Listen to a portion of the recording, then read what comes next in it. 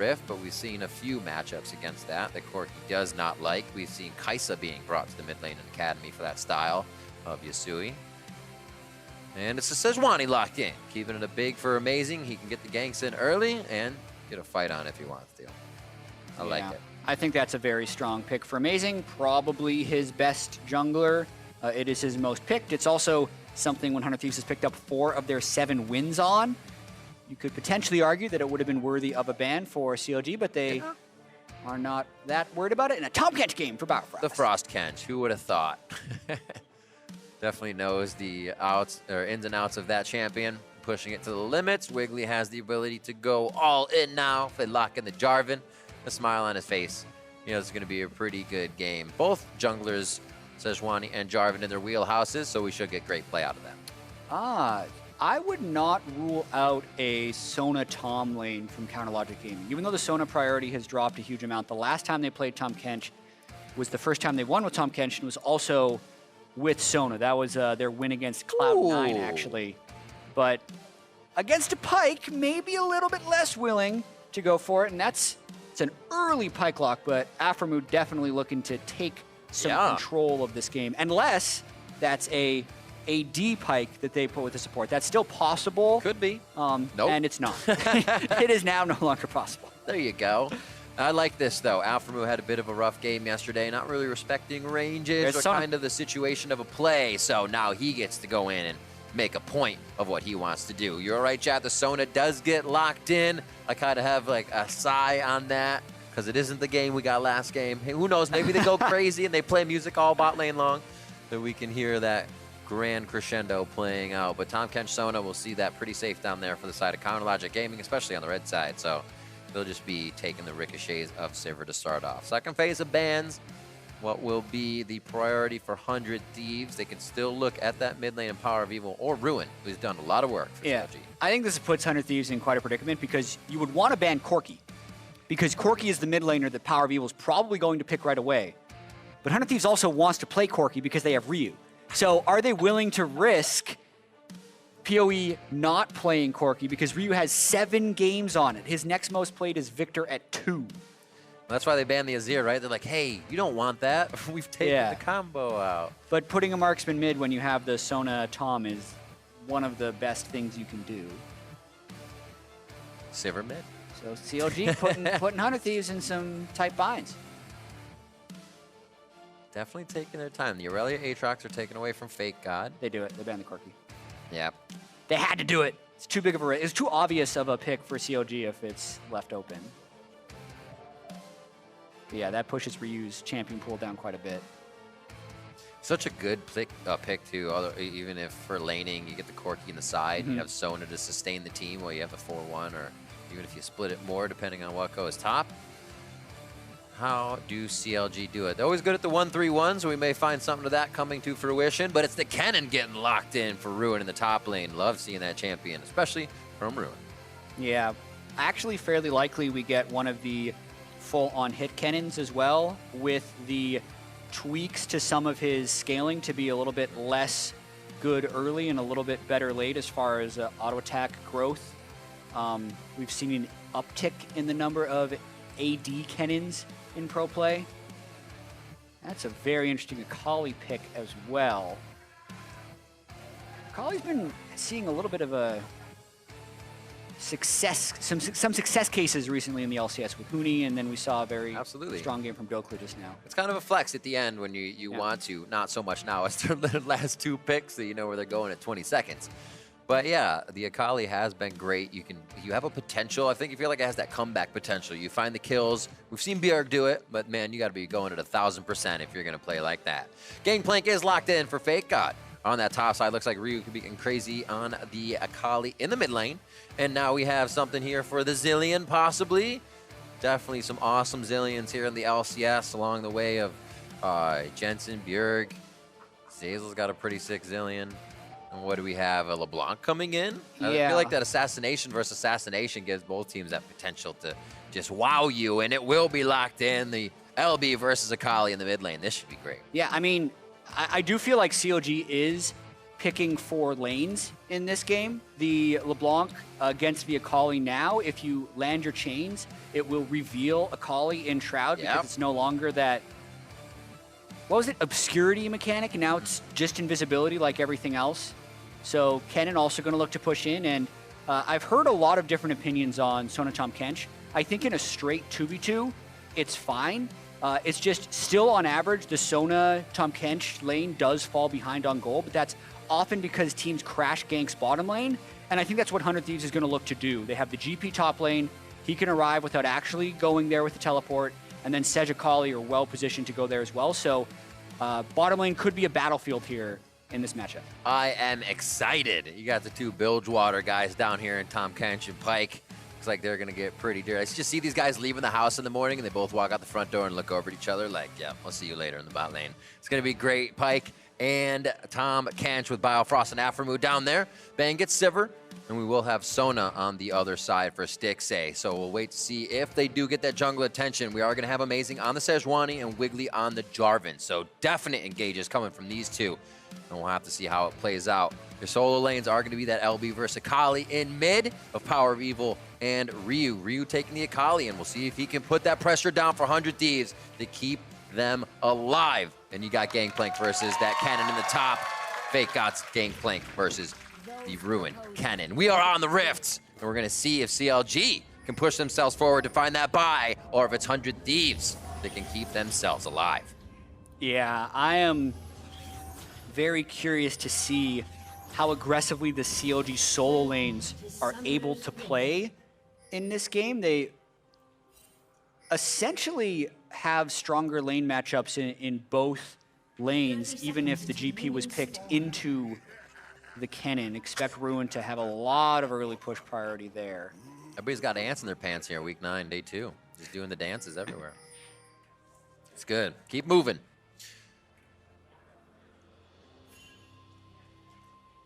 Very, very tentative pushing here. Not even forward wards going towards the Raptor pits. Amazing might look to get one a little later here.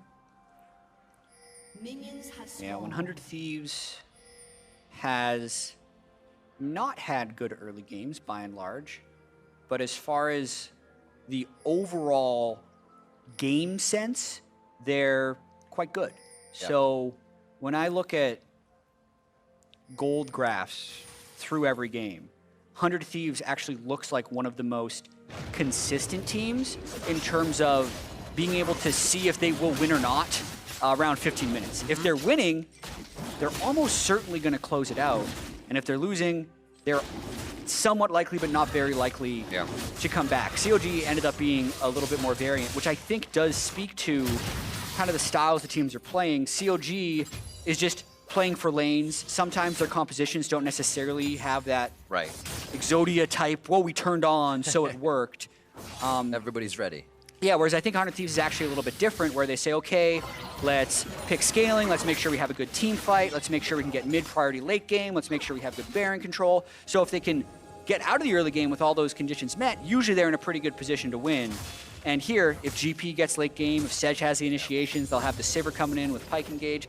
It's a good comp for 100 Thieves. It's just about getting there. We'll see how they're feeling right now as we have the Tigress stage side with Probably for an interview.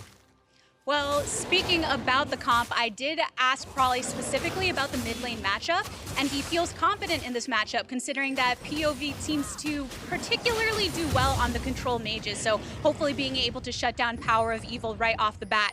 Also in terms of how they're feeling going into this, all the teams that need to win other than 100 Thieves have been doing so, so they feel that it's all in their hands. But let's hear more about the game. Thank you very much. They do seem confident. Obviously, Probably's had a good switch around for the team recently as top lane hits, and this would be great for the coach to see as his new jungler comes up with first blood. And Amazing Tet walks away with that on Sejuani. Very solid first 3 minutes by Amazing right there. Going all the way back to the blue buff attempted steal. Amazing was calm, cool, and collected, getting the blue buff secure. And here, watch the way he positions his W. Basically, trying to predict a flash, which holds Ruin's Kennen there for a longer period of time. So post-flash, they can still get the stun. Then he flashed in for the final auto to get that kill. And here's A little bit of aggression mid, but once again, Amazing would be here for the counter. Great So's Aphro. Aphro is roaming up now. It's going to be a 3v2. Wiggily sees that quickly. And they just missed the Bone Spear on getting Wiggily back into that fight. A lot of action already to start off game 2. Yeah, 100 Thieves coming here to play, wanting to get that good early game off the board. Early game does extend beyond the first blood, though. Definitely continues, but definitely a skill matchup mid, even if I feel like it is LeBlanc favored.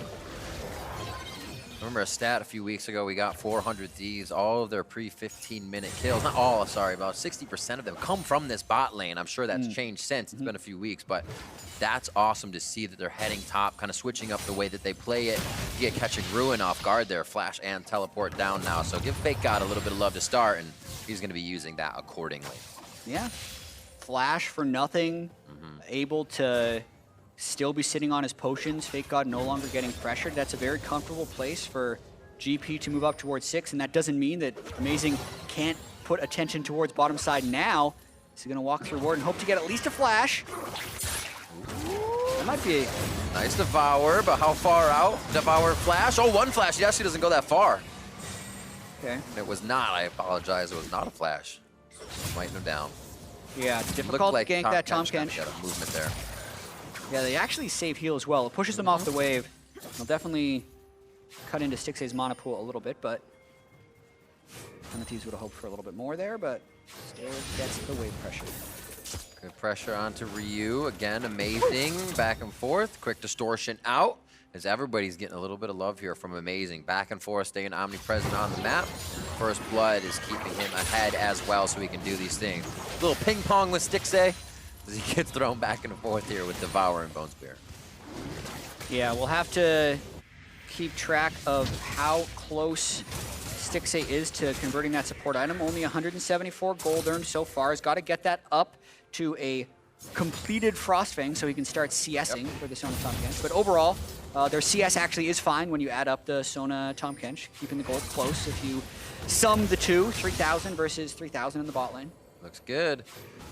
See what they come back with. Bang, teleporting back into lane to keep pushing that into the wave. They have a bit of a mismatch on that bot lane for CLG as Stixxay teleports back in to fix that right as rain.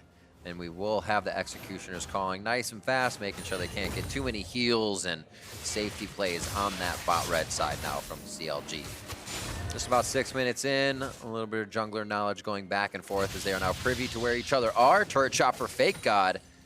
He's not used that demolish on the turret just yet, but it is called quite a bit of attention towards top side. Ruin could be going down for a second time. The team's not in range to help him, but now it's got to be 100 Thieves making a perfect escape on this one. Teleport coming towards the top side. I believe that's going to be Ryu, and he is in the mix. FakeGod takes a turret shot with aggression there. Amazing almost goes down, gets the save on that one, and now they are alive, but they still have to make it out. Oh, speared down with a standard from Wiggily. That's why they banned lawn darts, and now it's PowerOfEvil trying to get a kill up onto here. It's FakeGod going down, and now it's 2-2 as we keep going back and forth. Yeah, that play is definitely advantaged CLG. 100 Thieves ended up going a little bit too deep on that dive, and it took them a little bit too long to finish off Ruin that they were overcommitted. Wiggily also able to avoid the stick-around assassination by Ryu, who never got an opportunity to use his Akali ult up in that fight.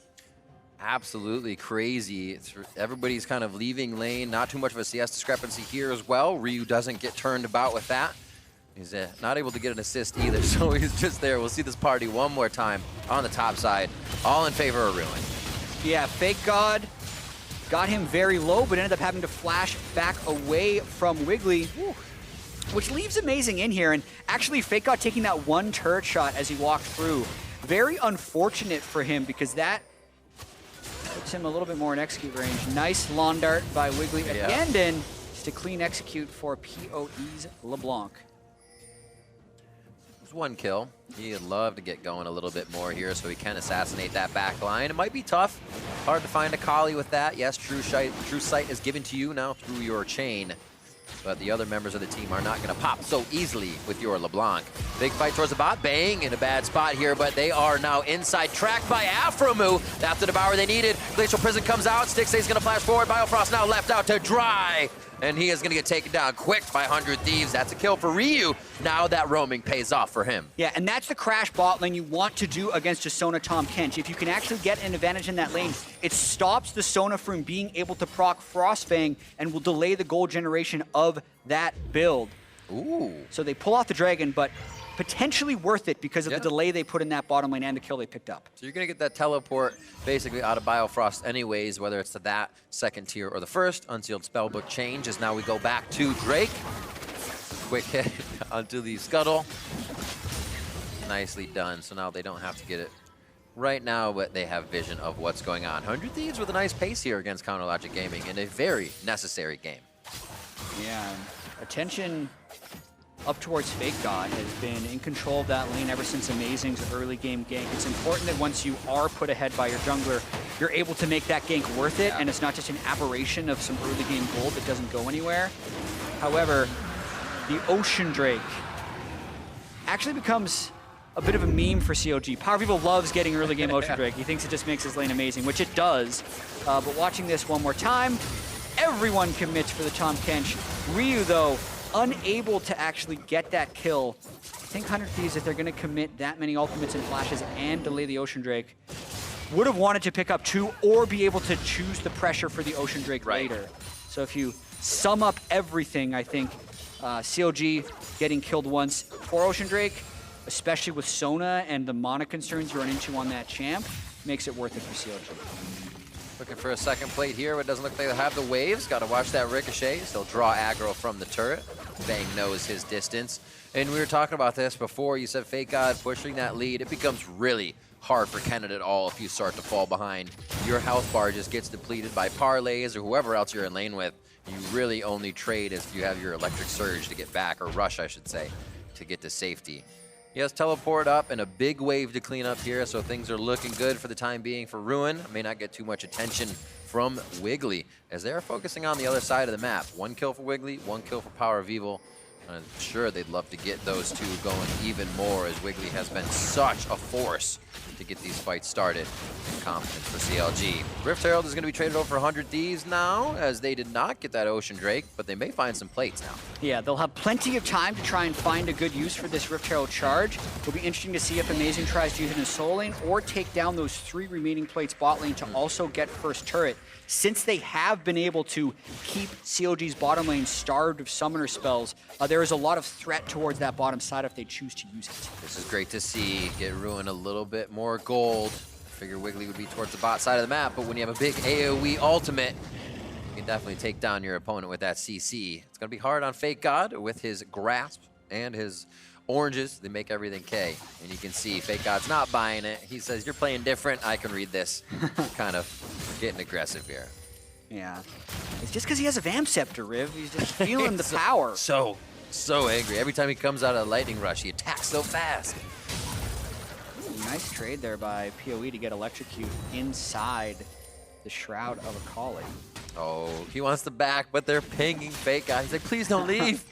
We need this. FakeGod's super safe right now. And a lot of the times we've seen FakeGod, even the younger players coming into the LCS, be very good at absorbing the pressure, not worrying about the lane, kind of just having a lot of problems going early. Good flashes, good plays. A missed on the ult there from Sejuani, but absorbing it and then being cheeky, lose lane, win game. We've seen kind of that class coming from FakeGod, but he can do it over and over again. That consistency pays off to having a top lane.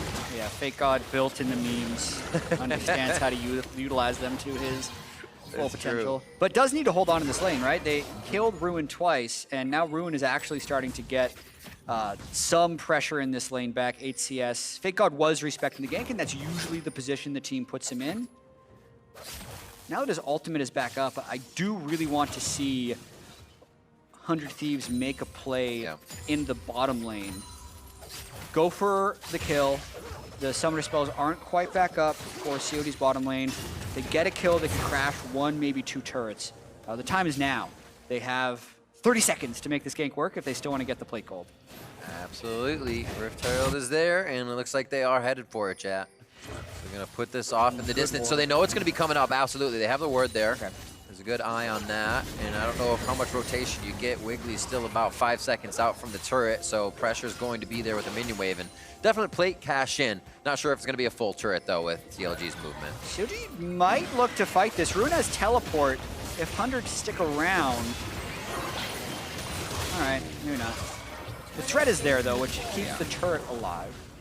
With no eyes currently on PowerOfEvil. Might have been a bit tentative of going with Jelly there.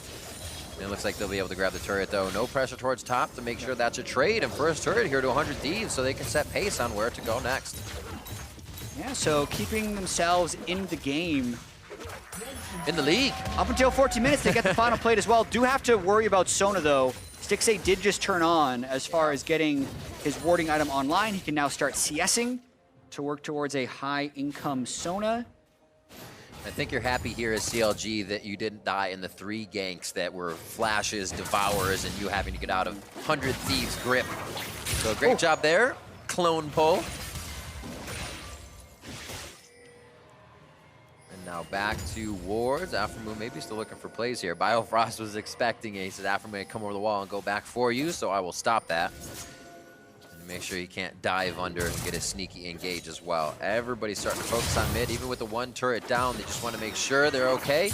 And more harass coming from the side of 100 Thieves. The more they can whittle down CLG, the better it is that they can start peppering this turret and really giving themselves a bit of room to put those forward wards. You can already see one snuck in there right by Stixxay that they do not see. Yeah, this is where 100 likes to be in a game. They're not behind. They can start getting mid-priority. They use that to move out towards objectives, and they still have competent side lane champions in the Akali and the GP if they need to go catch waves later. But getting that Infernal, very good if 100 Thieves wants to keep their season alive. Nice damage for FakeGod. Ryu putting some ricochet damage in there. And you were talking a bit before is the 100 Thieves may have a small lead at any point in their game, but they're able to keep that lead. They're able to keep pushing.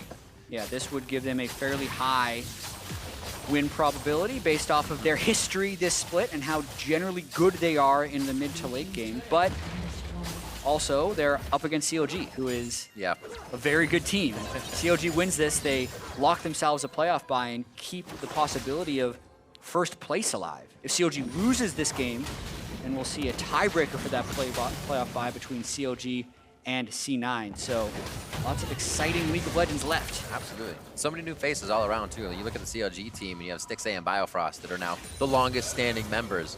Things are taking a change as well, but it's awesome to see these teams that have been here for so long right back at the top of the list again. And CLG is one of those. Boys in blue pretty much back. We have a few boys in blue now with the teams. Yeah, blue's a good color. It is. Apparently brings the victory and puts the W's in that left column. 3-2, very low kill game compared to our last. His teams are a bit tentative when you're kind of having your season on the line, as well as one of the best placements you've had in a few seasons on the line in terms of CLG. Yeah, last game with C9 kind of pushed the limits for what we see in pro games, where we couldn't even run replays before another kill was happening. The pacings and standards we've set were defied in that game. Anyway, FakeGod is amazing. Bring around the Rosie with Ruin. Yeah, they went all the way around. He's just going to lightning rush to safety. A bit of a dodge. He's looking for that Glacial Prism to come out. It's going to be a face plant. One last shot, get the parlay in. And they are going to get the kill onto Ruin. He's had a rough game. It's 0-3-1 now, but he has had a lot of pressure to create that game rough from 100 Thieves. They have just been applying it over and over. Yeah, and it's going to be a tricky game for Ruin to play from here on out. Oftentimes, if you're going with that type... Oh, watch this. Little disrespect. A solo kill from the Sona.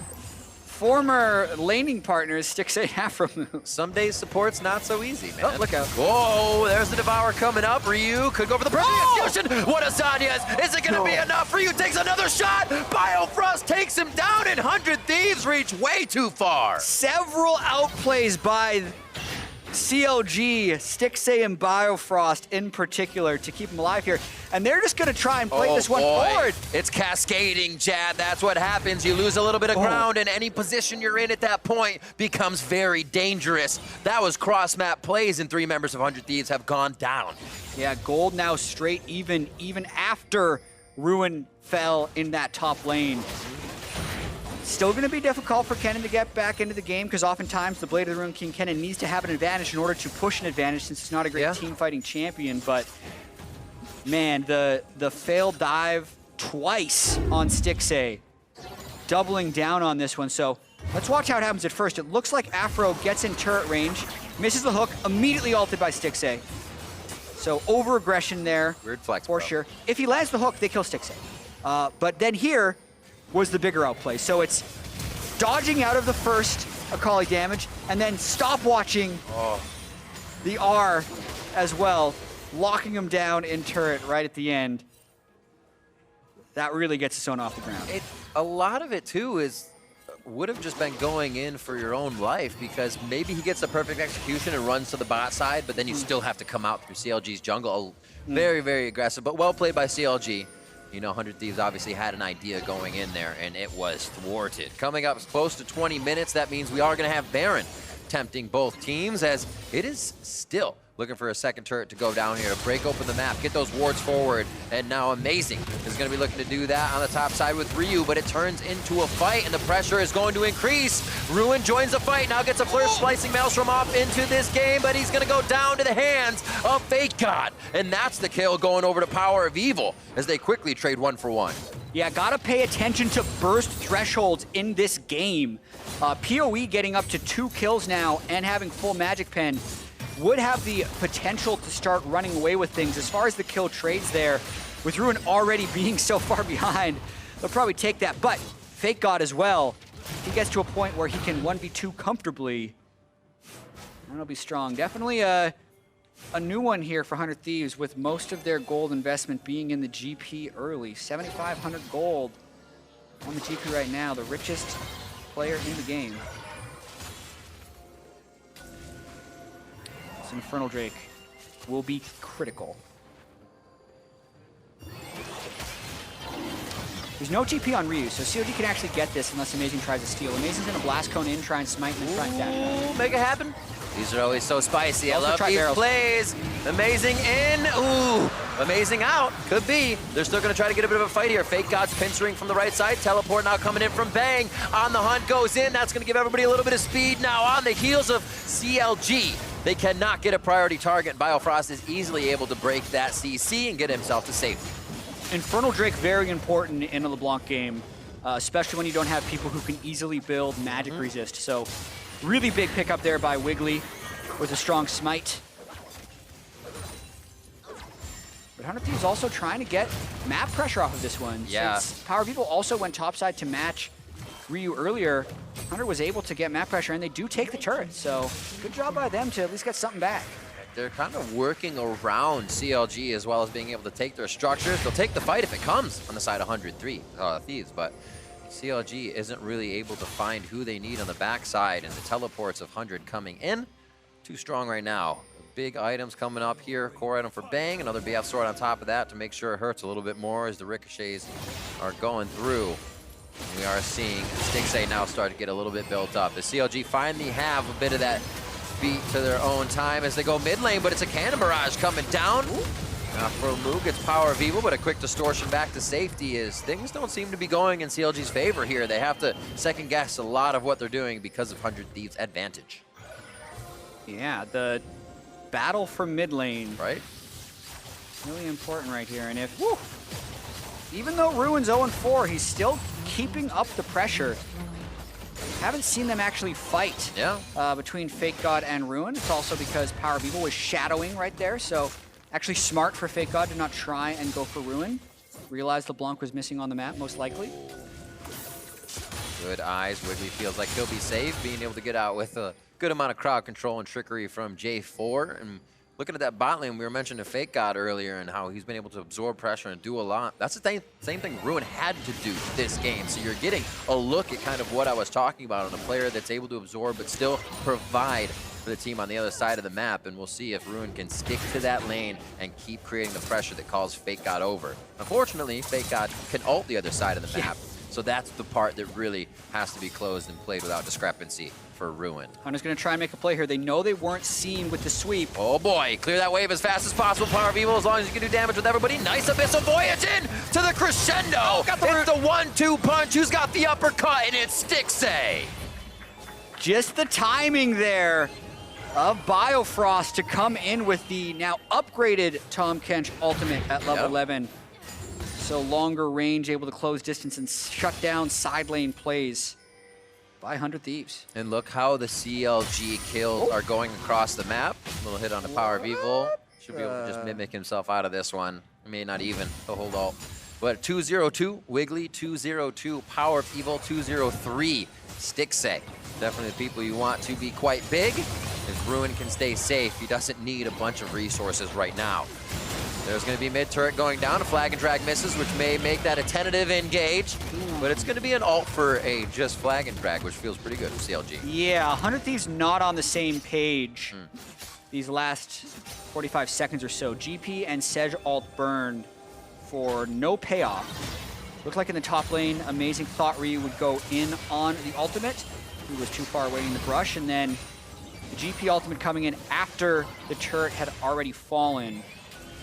Gives some cooldowns that CLG could look to try and take advantage of.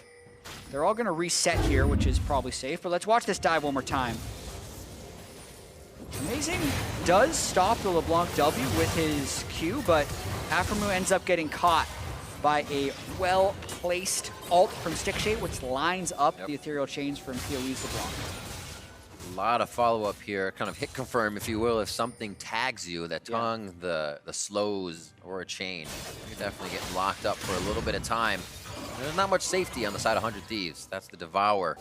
That's the healing coming from CLG. So it looks like they have everything they need to kind of stop the bleeding here. They've already started to push back hard as 100 Thieves is no longer finding structures around CLG. CLG is right there, and 100 Thieves has to stare down the barrel each time they want to engage now.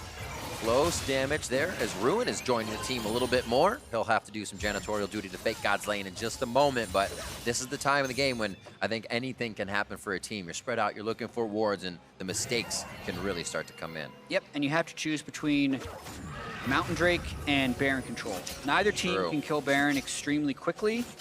100 Thieves would be slightly faster since the Sona Kench lane is actually very slow. But it's who can find that pick in the mid lane, and they go for Bang. Nice hit there, not too much damage to follow up though. There's one onto Bang. Great job by Wiggily on the backside, but a lot of 100 Thieves has dispersed. No more damage is coming through for CLG. And with Bang staying alive, 100 Thieves has dodged, losing their marksman. Everybody walk away. Yeah. That was a curious fight right there because Wiggily ended up ulting in, and with his stone plate, took about 4 people on 100 Thieves time up. I was focused on that, thinking that CLG would clean up the fight on the backside, but that also didn't happen. So, some split focus there. I think CLG hasn't necessarily come online with damage yet. You think about where is it really going to come from. They have potential burst with LeBlanc Sona, but the sustained damage from Kennen is suspect with the 0-4, and it's not coming from Jarvan. So in an extended team fight, even though Sona is very strong, the damage is not. Yowzers. Another Invisible Voyage. They can also get the save. It doesn't actually come up from Aphromoo's ultimate. A beautiful flash coming in. Fast fingers from PowerOfEvil. Whew, really close right there. PoE might want to consider building towards a Banshee's Veil if fights like that with Ryu are going to get him so low in side lanes, but they're coming back for more. This is that point we were talking about, Jatt, where Ryu can start to come online, or PowerOfEvil will find the kit. There it is, one onto Ryu. Chain misses though. Remember, that's not going to be an extended shroud. He's got a little bit of time to work with, and that's going to be a kill for PowerOfEvil. That one hurts to know you almost just took that man down, and he came back and did the same. Yeah, still an incredibly tense game. 27 minutes in, because yes, they got the kill, but they spent so much time up there that 100 Thieves has taken control of the rest of the map. 100 Thieves definitely not a 7-10 team when it comes to 27 minutes into the game at even goal. This is when 100 Thieves is actually at their most threatening, and CLG is matching them right now. It's a very good game. Absolutely true. 100 Thieves fans are waiting and watching right now, hoping the season continues for this team.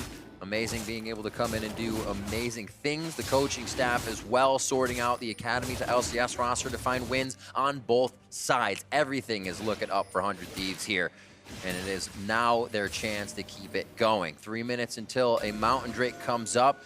This is the point in the game where a lot of pressure starts to fall on, and the initiations have to be perfect. We'll watch on the back of Amazing, but also Wiggily. Those are what my eyes are on as we start these fights and we get the big plays coming in. Just make sure you're tracking Ryu and PowerOfEvil as well so they don't get any assassinations in the VOD. Yeah, also got to track the experience that Stixxay's picked up. He's level 13. When he hits level 16 is when Sona actually gets a very substantial power spike. Her cooldowns across her entire kit get much, much lower. Remember, this is a nerfed Sona from the time where it was even more played. The AP ratio on the Q aura has gone down, which is actually substantial damage decrease, and the E movement speed AP ratio was halved. So if you notice how fast CLG is moving around the map, it's not quite what old Sona was. So a little bit easier to catch, not quite as great at chasing down kills when they see an opening, and you can see 100 Thieves able to keep CLG at bay a little bit here. Yeah, it wasn't too much follow-up there, as you were saying. They do have to be careful here, power in numbers, and this is nice. Once you get that wave past mid, they can start denying what would be those barren breadcrumb wards that 100 Thieves has left behind them as they go through this area. It's going to be a lot of damage quickly onto this Baron. They have a good amount across the team to strike it down, but the fight is going to happen first. Yeah, this is something that CLG was never really going to risk doing, as they actually go mid to defend the lane. The GP ult doesn't do any damage to them long term because of the Sona. But here they go, they're trying to get some poke down onto Amazing. Imagine getting the jungler low on this play. That means he's going to be struck real hard to try and get in. PowerOfEvil gets grabbed. PowerOfEvil can't get the Zanyas down, and he will fall. That's a huge pickup. They still have Wiggily for the 50-50, but it's more of a 60-40 now when you don't have your mid laner. Yeah, this might just be something 100 Thieves would be willing to go for, but instead they turn their eyes onto mid. They still have Sejuani ult. They do not have Sivir ult for this catch. So CLG is faster if they stay close to Sona. What a play by 100 Thieves, encroaching into the side of CLG and finding one of their members when it was already warded out. Now they take the upper hand and they're going to pressure CLG into a 4-man Baron. CLG's damage is very low if they try and contest this, so 100 Thieves is fairly comfortable trying to take a fight. Let's see if they can turn it. Got to be a big disruption. Wiggily separates himself, so he's not taking the Baron damage. Ryu from the backside is going to start pincering in, but Aphromoo goes down first. Will CLG find the kills they need? Crescendo just misses as Ryu gets enough distance from the skill, and now Amazing is back in. Will the team follow up? The cavalry behind the jungler, and they are able to take down Biofrost. Both junglers still stand. Baron as well. A very critical defense there by CLG. Taking a 4v5 there, you're really just trying to stop Baron, but the fact that they get out of it with a 1-for-1 buys them time to recover for the next play and makes the pick of PowerOfEvil end up not being rewarding for 100 Thieves. Very tense moment there, but the game stays even. Here it is again. Let's find out how CLG did it with 4. Yeah, Aphromoo goes down at the start of this. He takes a lot of poke, but actually Ruin able to just get right on top of Aphro and close him out. Meanwhile, Biofrost just buys a ton of time as Ryu tries to kill Stixxay. Stixxay jumps into Tahm Kench, flies out, ends up healing again, and then because the Tahm Kench is such high farm, 163 CS, buys enough time, ends up just being support for support. A little bit of a back and forth there. We're only 400 gold separated here, just over 30 minutes in the game. 100 Thieves is not stopping to create their own opportunities here. It's exactly what we need to see. Every team has to be pushing to the limit because playoffs is a whole different game. The series games really mean you have to bring a variety of play in, and you cannot hesitate. Here, CLG is going to push their wards forward with no hesitation. Yeah, an incredible stress on 100 Thieves. As we mentioned before the game, if they lose this game, their season is over. Mountain Drake began here by CLG. 100 Thieves looking to close in. Ryu could teleport in. There it is. I think we're going to see a fight. Mountain Drake down to 3,000. That's the ultimate going down. A big miss on the Glacial Prison from Sejuani. Amazing still wants to get in with the team. Ryu just over the wall. First ultimate. Stixxay down immediately. That's the healing that they need on the side of CLG. The DPS to now follow through and stick for 100 Thieves. Aphromoo getting in with the team, but they cannot get a lockdown onto PowerOfEvil. Bang and the rest are now going to push down the mid wave as that was a solo take by FakeGod on the Dragon. 100 Thieves can now start to multitask. Beautiful flank by Ryu, and that's what we've been talking about, Riven, in terms of burst thresholds. Ryu got a stun before Stixxay could activate his Seraph Shield, so he never got to defend himself. And again, a 4v5, this time without the Sona, if CLG still wants to try and contest. Ruin with an ultimate that's not going to hit anybody. It makes him feel better. Wiggly's just over the wall. Gonna be a big one. That's the parry going over to PoE. Counterlogic Gaming now have to strike back immediately, but they have to get out. Unfortunately, 100 Thieves are able to get the kills. They deplete the health bars of CLG, and they stand 5 tall, but they have to push waves. Nothing's in position. How much can they grab? 100 Thieves trying to keep composure where their season may have just been stolen away by PowerOfEvil, but they do have the man advantage. They teleport in. They're trying to push 5 strong in a 5v3. An inhibitor crack would be huge. You have 30 seconds on the 2 members that fell during the Baron. If you get the super minions to be in your favor, it's gigantic. Jatt, they're pushing hard in their positioning. And CLG does not have high damage here this whole game. 100 Thieves looking to win. They missed This the is Sejuani. absolutely insane. Sejuani misses. They're on the Stixxay. They're trying to break down the sustain. The turret's going to go down. One more Nexus turret, and then the Nexus. 100 Thieves are looking to stay alive, but they're on the Iron Lung. Will they get pushed out of the base? 10 to 10, 33 minutes in, and they may have to try one more time. PoE and Ruin have teleport. Biofrost Going has to mid, Tahm Jatt. Kench ultimate. They're going if to they mid. wipe them here, 100 Thieves would lose. PowerOfEvil circling around the right side, thinking where the wards would not be for 100 Thieves, knowing where the members are of 100 Thieves. That's one down. Bang now has 50 seconds on the respawn. Ryu's going to fall. It was so close, hanging by a thread. And CLG have wrapped it back up in their favor. The base is still broken open. This fight's gonna go a long time. We have to worry about what Aphromoo is gonna come in and do now. How long do these fights go? FakeGod obviously going down here in a second as CLG buy themselves time and still look for that buy. And because 100 Thieves scattered enough, CLG can't use their Baron buff to push for an inhib mid lane. That was pretty sweet, Riv. That was insane. You basically can't practice for moments like that. So it all comes down to experience and in-the-moment decision-making. 100 Thieves had the Baron stolen, but got the kills, and they thought, hey, let's just go for it. But they took enough poke down the stretch that the revive timers came in, and we're gonna watch hopefully this whole thing again. So, Baron steal. Jarvan and LeBlanc have a bunch of damage. Let's watch it. It evaporates from 1,000 to 77. I do not blame Amazing for getting out stolen there by CLG. But as they go in, since it was a 45 and they don't have damage, 100 Thieves does the right thing and gets the kills. Then that whole crazy series of events happen. When the dust settles, it's an inhibitor dead mid. It's no Nexus turrets left. But 100 Thieves doesn't have teleports. They don't have the Tahm Kench. The backdoor is very difficult for them.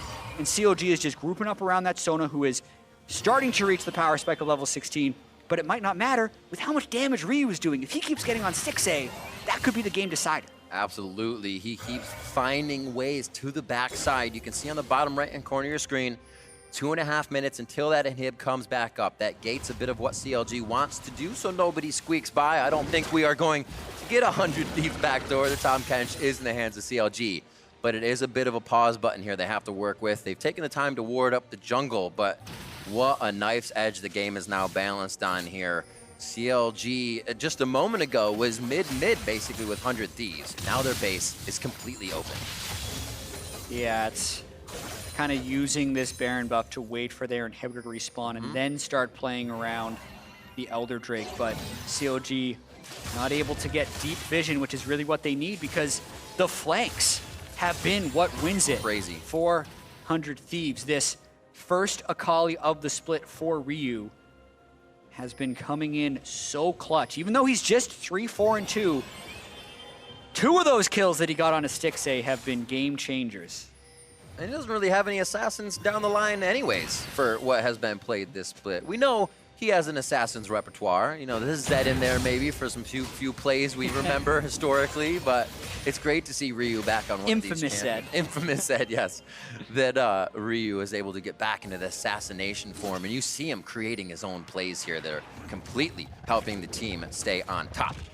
Here we are to Elder. 100 Thieves now with 2 Drakes under the belt to get multiplied by this damage. And we're going to see them pick it up. No contest from CLG as they stay grouped in the middle. Yeah, I mean, this is well done by 100 Thieves, going straight for it. It's because they kept the mid wave so pressured They never let CLG get deep vision, so CLG never had the safety to get in. Something that comes with experience, being able to secure those very critical late game objectives without contest. Coming straight after getting Baron stolen away, an objective they didn't have time to set up in such a manner, and actually did go for the risk, because if 100 Thieves gets that Baron, the game is actually already over. So there's zero wave clear on the side of CLG. Yeah, maintaining that composure, so critical, and the inhibitor up in 15 seconds. If 100 Thieves wants to try and just push, remember, they don't actually need Baron minions to make this push. The minions don't matter in terms of tanking turrets because there are no turrets. So 100 Thieves wants to just push straight up mid lane and maybe go for an end if they can get any type of fight win. It's almost like Biofrost needs a level 3 belly upgrade for one more member. Get more teleports back there. They need an utmost in a crazy situation to get themselves into that position. Minute and a half left onto the Elder Drake. And it looks like 100 Thieves getting a little split up here. Amazing's not the first one they want to engage on, so they can be a little lackadaisical about that situation, but you have to be careful. Any wrong move here will mean the other side of the map for CLG. But Elder Drake is no joke. I almost think 100 Thieves wants this fight. Biofrost gets the cleanse out, unsealed spellbook, change back over to flash and heal so he can get help for his team. Stixxay almost able to take down Ryu with the help of PowerOfEvil as they're getting chased into their base. Aphromoo now sunken in, looking to dive and grab Bio, but they say inhibitor. Riv, they can get this inhibitor. Ryu will teleport back in. The game could be decided here. Careful, they're getting pinched in though. They gotta go to the base gate. Teleport's gonna come in from Ryu onto the minion. That's gonna be the inhibitor down. Nexus is now open with 40 minutes on the clock. Oh, Pyke's dead! Do they take it? Ruin goes into the slicing maelstrom. That's gonna be a big hit going into the bang. Do they stop it from going down? Ryu can't make another kill. Oh, it's gonna be 2 big ones. Ryu comes up huge, but it's a little too late for the team to get to the Nexus, and CLG continues to hold on somehow. Baron is also up right now. 3 dead for 100 Thieves. They could try and 2-man it, or they could try and backdoor, but the unfortunate thing for them is they are outnumbered here. Jarvan, LeBlanc, and TK still alive, but with so much uncertainty in how slow either Baron would be, it might just be pushing up mid and resetting. Trying to see what they have here in terms. We haven't even checked out Gangplank, Death's Daughter, and the Raised Morales. We get back into the fight. Aphromoo just gets chunked out by, I think, 2 Qs from LeBlanc and a Lich Bane from Sona. And if Ryu doesn't sit right in his shroud, go right through at a sliver of health to pick up a double kill, game's over. Because that would be 5 people on CLG able to push up mid, hold 2 back, push with 3. Either way, we get to continue. Still just 2,000 gold. Stixxay has hit level 16, but he just keeps getting one shot, so it almost doesn't matter what his cooldowns are. And an Infinity Edge picked up for Ruin. He is the AD carry now, looking to bring sustained damage throughout a fight. Yep. You're going to get all that AP from Stixxay. Ruin's huge, especially when he comes out of that lightning rush. You get the advanced attack speed, which is gigantic. And you just keep applying your passive everywhere, become a big stun bot and a split pusher. Where are they going to go, though? Lotta is just going to be around that Baron. It's going to be one last fight, and it's going to have to be perfect smites coming out of the junglers right now. Wiggily is 17. It matters. More true damage in that smite. It'll probably be a 17 for Amazing before we get to that point, as they're now sharing CS around the map. 425 CS for Bang as he continues to farm. Get at that 500 Sivir point, and they'll be all right. Kill Aphro. Almost down to below 100 HP there. He is going to get that passive back up. That's a lot of gray health, let me tell you, because he was about an auto attack from death right there. He's really lucky it doesn't charge up like Biofrost. Tahm Kench gray health. Ruin gets caught up. Ruin doesn't have a Zanya's in the AD build. 100 Thieves now have a dead line down the mid side.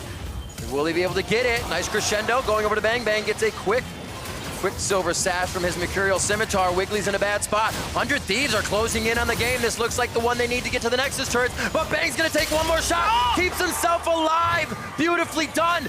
Rest of CLG is headed towards the base.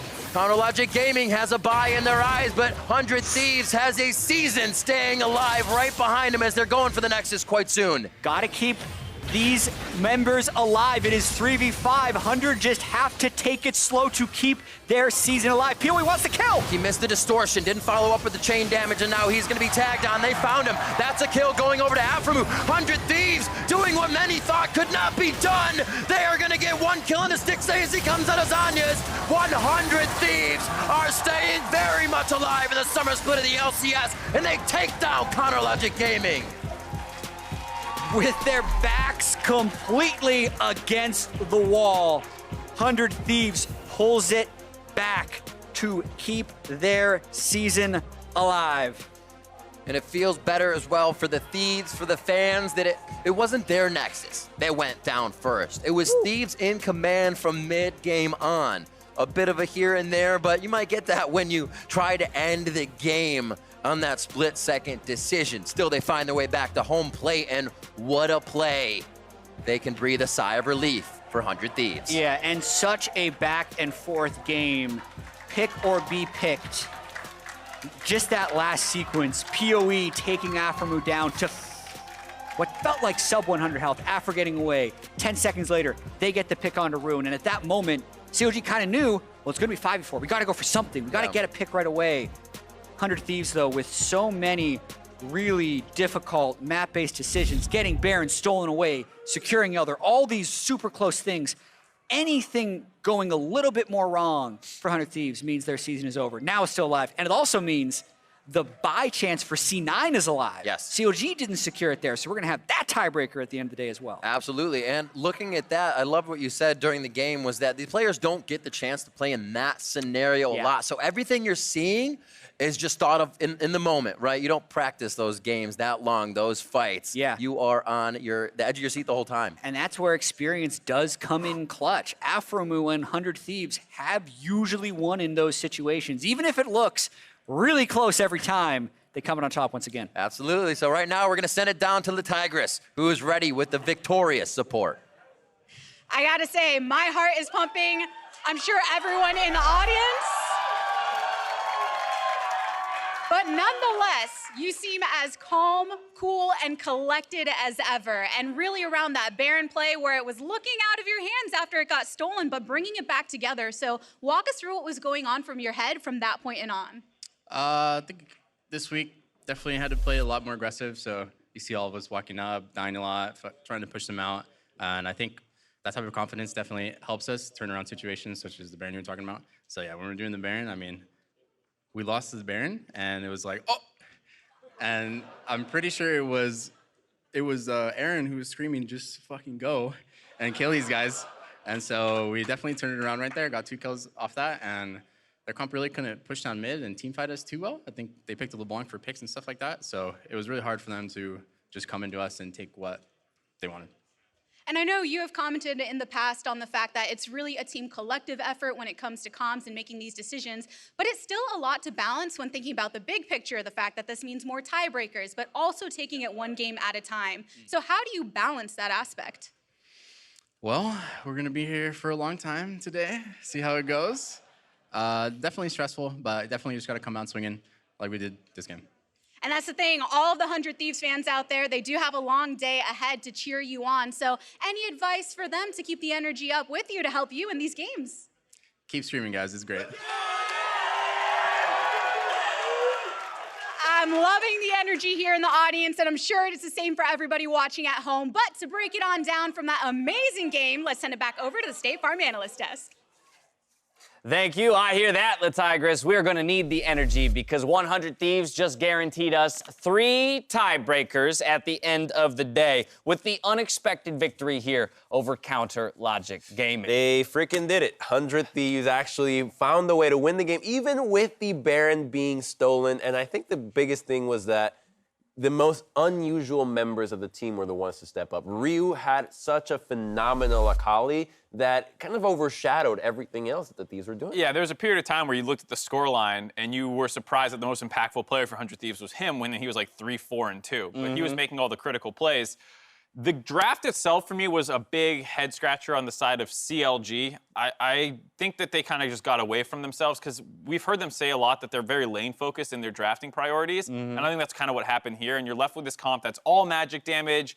it kind of needs to 1-3-1 against 100 Thieves, but then Sona wants to be a team fighter. Tahm Kench can collapse on side lanes, but you don't want to leave Sona alone. It's like this Frankenstein comp that can do a lot of things, but it doesn't actually do any of them well. I think specifically the odd thing is that you really want to be kind of poking and prodding with the Sona and just resetting your cooldowns and out-sustaining your opponents, but then champions like Kennen don't really do that. They want to get in there and just evaporate somebody right away or get killed instantly, which happened multiple times for both scenarios. So it left them in a really precarious position where they were not able to team fight. And we heard from Aphromoo thinking, like, they can't fight us at all. One barrel, Kennen is out. He has no defensive tools. Right, and they went with the AD Kennen too. So it's not even to go in and blow someone up with LeBlanc. They don't want to group up at all because the way they say they solved their we're all AP issue is like, well, build AD on Kennen. But now he's not a now good he can't team fight. Yeah, so it's like you're just trying to stitch up the problems with this comp. The one thing that was in their favor was 100 Thieves had a good comp to punish it, but it was high execution with Pyke and Akali. Yeah, without a doubt. I do think, as confirmed by Aphromoo, that the LeBlanc was largely taken looking for picks. You cite the need or the desire for strong lanes, but ultimately that what was left to the wayside then was how the five-man unit would ultimately navigate the mid to late game for CLG. And we'll get into some replays that painfully show that in the back and forth between the two squads. But before we get there, we got to talk about the top lane action that was taking place, because not necessarily typical of the 100 Thieves squad with FakeGod in the top lane. Amazing does opt to go up there and punish Ruin. And it's really important, too, against the AD Kennen for the GP, the fact that you're able to get ahead of him and That's keep him a under really turret. nice triple barrel. Yeah, I mean, FakeGod has a really good laning phase to make sure that he is not going to fall to this 1-3-1 that CLG's comp wants to do. That's the most important thing when fighting against 1-3-1 is shut it down before it ever gets off the Right, ground. it could have all broken there if Kennen actually got out to the lead. Yeah, exactly. And for the most part, CLG did respond well. They did catch 100 Thieves making mistakes like overextending for these kills here. But that's more trying to turn the game back even more so than it is generating their own leads. If you watch all these replays, almost all of them are 100 Thieves plays, whether they're good or bad. Exactly. There you see, again, a Tahm Kench ult coming in at the end of that replay, all very reactive from the side of CLG trying to grab things back. And again, it's not like CLG didn't, pilot their comp well. It's more, I still am unsure how this comp was ever intending to win against what 100 Thieves has drafted. All that said, 100 Thieves did a lot right. But I think there are still concerns around this team and the cleanliness with which they win games, because through the mid-game, there were a number of individual mistakes. Here's one, getting caught out in the 1v2, where you should probably be the ones punishing the Sona. It's one mistake that actually leads to more mistakes that makes it that much worse. Because, yeah, one person oversteps, all right, you had a little blunder, but then somebody else is trying to clean up your own mess, and they slip up on the banana peel, fall down. Oh, God, the deadliest banana peel. Oh, here's another one. Again, we show this only to illustrate that while 100 Thieves has had a very consistent upward trajectory throughout the split, there is still a lot of work to be done as they are looking for just maybe that 6th place positioning in playoffs, and they will only be playing opponents who are higher ranked from them from that point on. But it makes it so hype now. When you got so many teams tied up, and 100 Thieves, remember 2 weeks ago, they were the biggest dark horse. Every team was saying, you got to watch out for 100 Thieves. And